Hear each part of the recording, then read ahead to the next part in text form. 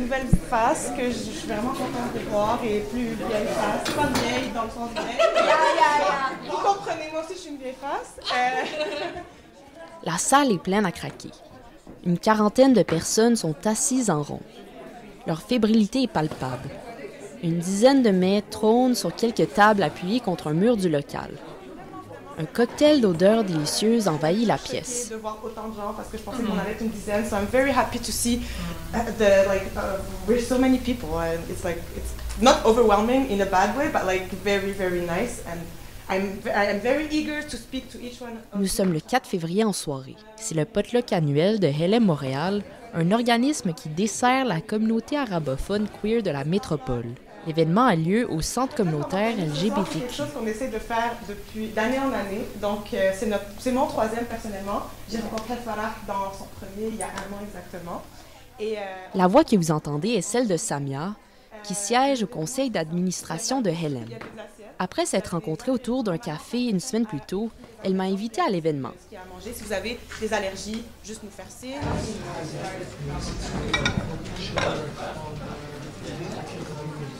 C'est bientôt l'heure de souper. Alors que je m'apprête à me servir, quelqu'un m'accoste. I'm Yarrow, 32 years old, but I have a baby face. C'est Yarrow, 32 ans, qui vient de Mississauga en Ontario. Ça fait 6 ans qu'il s'est établi à Montréal. Il me raconte que c'est à travers Farah, l'une des organisatrices de la soirée, qu'il est tombé sur Helem. C'est le premier événement auquel il participe. Il cherchait un tel endroit depuis longtemps, lui qui a grandi dans la culture libanaise plutôt traditionnelle. Honestly, I was always looking for a space for queer Arabs or queer Swana people because it's just such a needed thing when you're growing up in the Swana. I'm Lebanese. I grew up in a Lebanese culture. And it's very kind of straight, traditional. Il me raconte qu'il a récemment fait son coming out comme homme trans aux membres de sa famille. Même si certains d'entre eux ne semblent pas accepter sa transition, Yarrow me dit que ses parents l'ont accueilli à bras ouverts. And I slowly started transition and doing a slow, gradual transition. And for some of the family, it hasn't been okay with them. But my parents have really stepped up in a way where they're just super supportive. They're saying yeah, don't worry, do what you have to do. We love you no matter what. Live your life. You're an adult now. L'une des raisons pourquoi Yarrow s'est installé à Montréal, c'est justement pour la communauté et les espaces queer. Un manque qu'il ressent surtout lorsqu'il doit s'absenter en région pour son travail. And I really enjoy that, but I miss queers. I miss queer community. I start feeling in small towns, I start feeling weird and out of place and a freak, immediately. Even though people are nice to me and stuff, and I'm nice, it's I get along with people fine, but you start needing to be around people that are just as weird as you, so you can feel normal, C'est le même sentiment qui habite Salim, que j'ai croisé un peu plus tard pendant la soirée. Il me confie que les événements comme ceux de Helem l'aident à se sentir moins seul. Donc l'importance de ce genre d'événement, effectivement, c'est de se créer un cercle social et de briser l'isolement et finalement de se sentir, de créer ce sentiment d'appartenance. Originaire du Maroc, Salim habite à Montréal depuis 5 ans. Il me partage une anecdote survenue la veille où lors d'une soirée, il a fait une rencontre émouvante. C'est vraiment fou là parce que c'est juste une coïncidence. Hier, là, j'étais dans un événement, puis j'ai rencontré une personne qui venait de la même ville que moi au Maroc et je ne savais pas qu'elle était queer. Puis là, je viens ici et je la revois. Et j'ai trouvé ça un peu, c'était émouvant. C'était la première fois de ma vie que je rencontre une personne qui vient de la même ville où j'ai grandi, où j'ai vécu pendant 18 ans et qui est queer. Même s'il trouve que Montréal est un bel endroit pour affirmer et vivre son identité queer ouvertement, Salim se questionne toujours sur les raisons qui l'ont incité à quitter son pays d'origine. Je suis quand même dans un pays qui n'est pas le mien et je me pose souvent la question de pourquoi je suis ici. Et la réponse, c'est souvent, c'est mon identité queer qui fait que je suis là. Et parfois, tu te poses la question, est-ce que cette partie de mon identité justifie mon émigration, que parfois je vis comme un exil? Mais justement, des événements comme ça, où tu rencontres des personnes qui ont les mêmes défis, qui sont ou des défis très similaires, ben, ça permet de se rassurer. Vers la fin de la soirée, je m'assois avec Ellie, rencontrée au tout début de l'événement.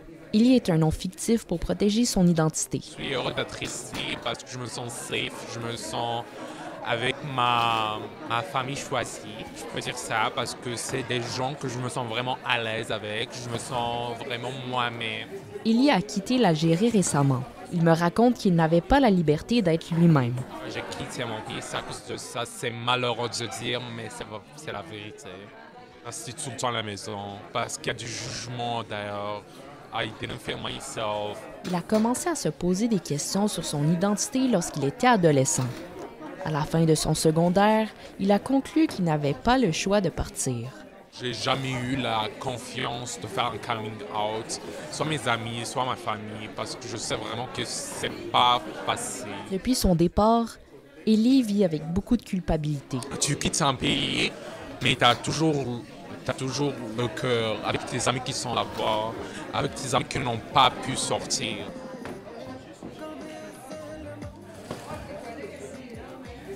La soirée commence à tirer à sa fin. La salle se vide tranquillement. J'approche Samia. Ça fait maintenant plus de 2 ans qu'elle s'implique bénévolement au sein de Helen. Je lui demande comment elle a trouvé la soirée. Je trouve ça beau parce que le potluck ce soir, on est peut-être une quarantaine. On était une quarantaine, c'est beaucoup de gens. Et moi, quand j'ai commencé, des fois, on avait de la difficulté à avoir 5 ou 10 personnes. Il y a beaucoup de gens qui m'ont parlé personnellement pour me dire qu'ils, elles voulaient s'impliquer. Donc, ça me touche vraiment. En 20 ans d'existence, les mêmes défis persistent dans l'organisme, soit le financement et la disponibilité des bénévoles. La survie de l'organisme en dépend. On n'a pas de salariés, on n'a pas de permanence, on n'a pas on n'a pas les fonds, et de 2, ça n'a jamais fait partie de la mission. Quand ça a commencé, Helem, c'était beaucoup plus... ça se disait un organisme de protection. Mais avec le temps, avec les années, avec les époques, ça s'est devenu plus un comité social, je dirais, aujourd'hui. Puis c'est d'ailleurs quelque chose qu'on est en train de redéfinir aujourd'hui. Dans l'imaginaire des gens qui connaissaient l'organisme depuis longtemps, c'est encore un organisme de protection. Pour Samia et pour toutes les personnes que j'ai rencontrées au fil de la soirée, Helem est essentielle dans leur vie. On a besoin de nos espaces queer, arabes, nord-africains, amazirs, ce que tu veux. Donc comme tout ce qui est regroupé sous le grand chapeau de arabité. Helem, ça s'explique pas. C'est un sentiment, ça se vit.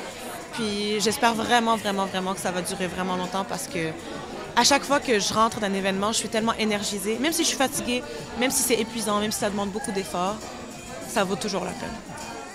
C'était Laetitia Arnouskari pour Toast à Montréal.